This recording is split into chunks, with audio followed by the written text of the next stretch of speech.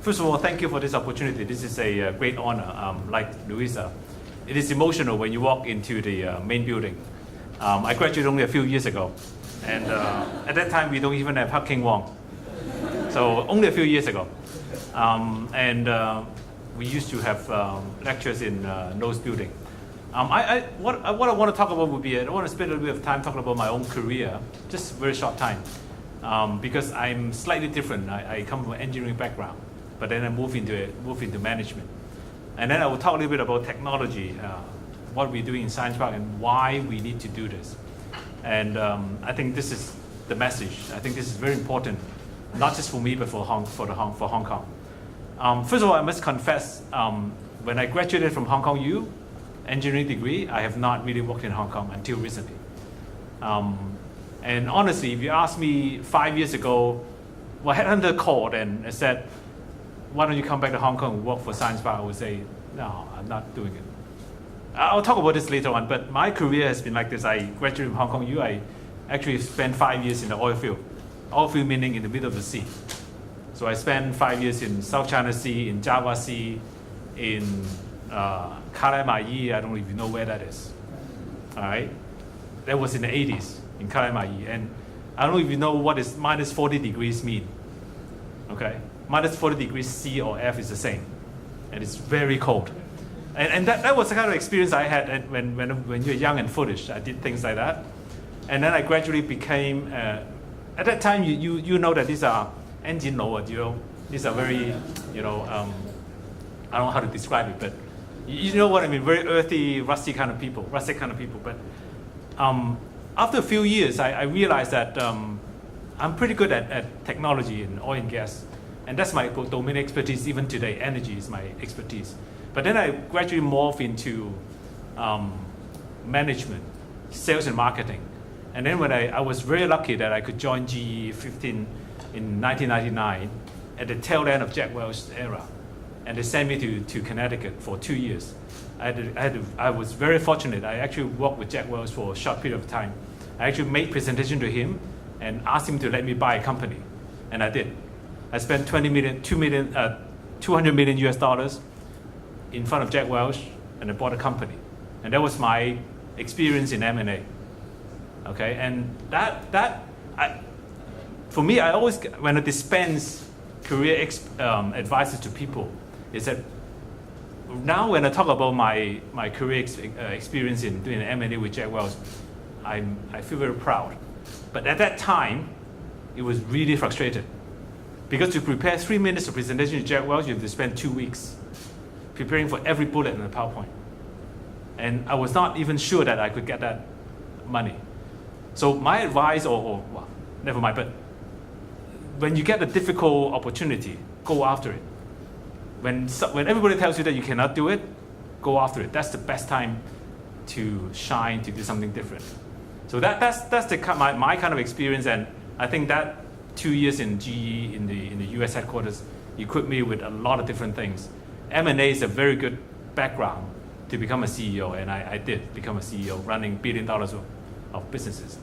Now, back to the whole technology landscape. I was saying I have to confess that I never really worked in Hong Kong because I really believe that, and I hope that you understand that Hong Kong is behind. Let's admit it. I'm from Hong Kong, born, educated in Hong Kong.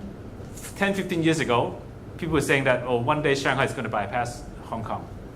Never mind, Shanghai has bypassed Hong Kong many years ago. Shenzhen has bypassed Hong Kong in terms of total GDP. GDP per capita in Shenzhen is still behind Hong Kong, but just you wait. It will happen.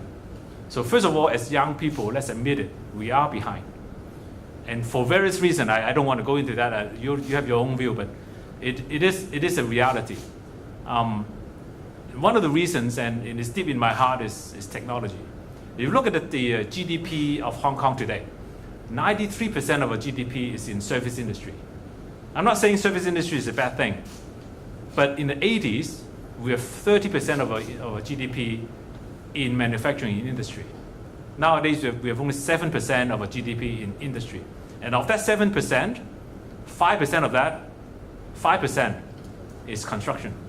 So in other words, we have less than 3% in actual manufacturing industry.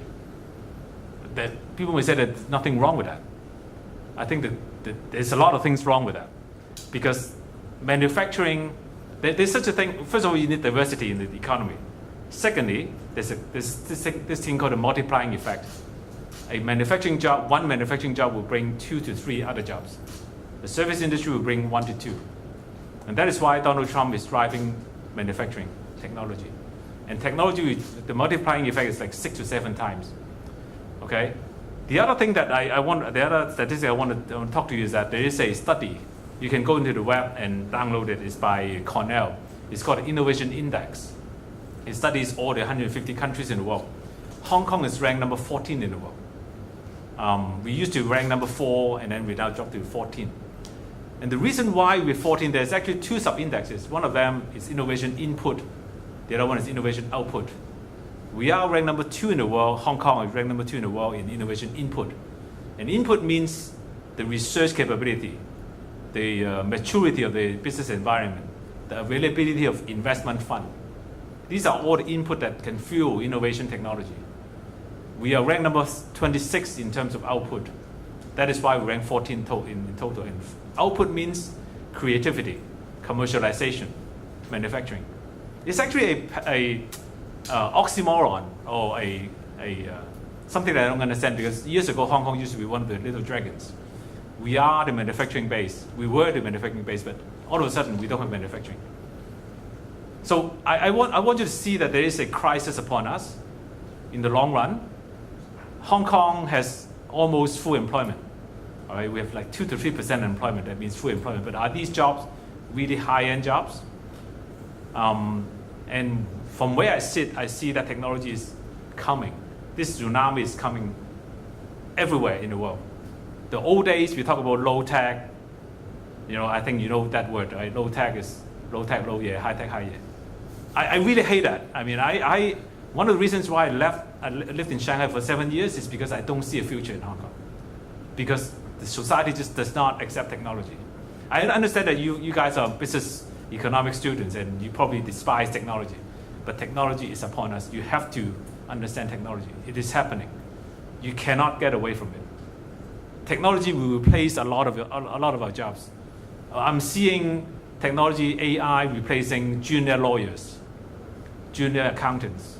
These are mechanical. These are operationally repetitive jobs that our parents are still pushing our kids to go into this accounting and lawyer, with all respect to the law school.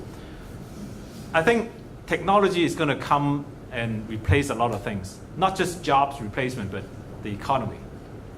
And we have to get on it.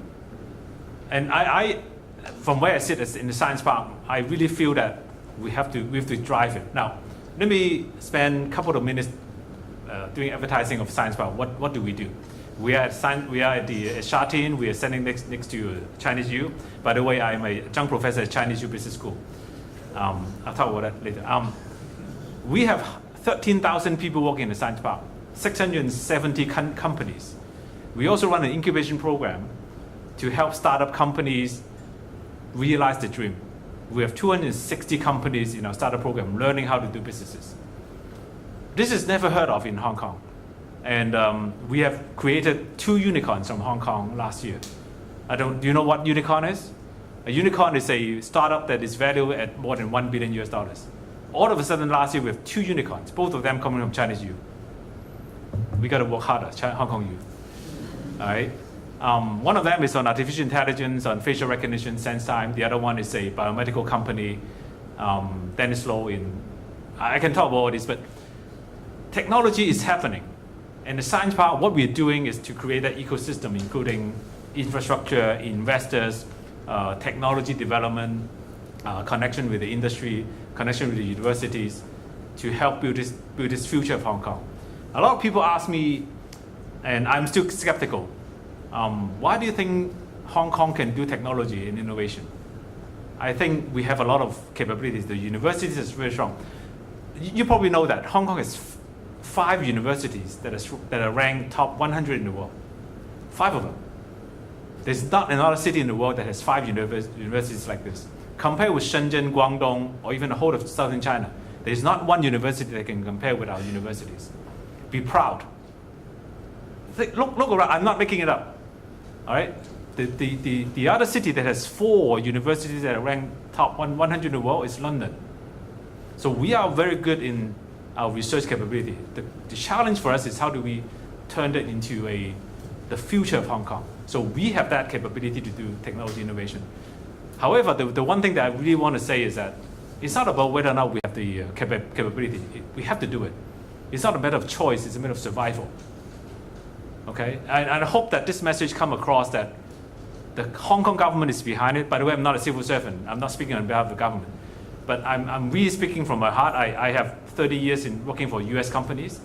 I'm from Hong Kong, but I think that Hong Kong needs that lift in terms of technology innovation, entrepreneurship.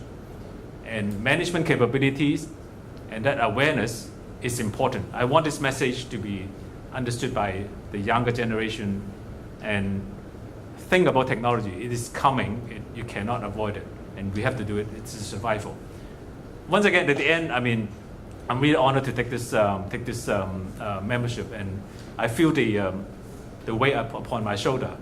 And I was just talking to Professor Chai that if you need my help to do sharing with the students, or even I teach M&A in CIBS. If you want me to come and talk about how we do M&A, I'll be happy to do that. Okay, or I can talk about technology, and I want to come back and give back to the society. Just let me know how I can help. Thank you very much.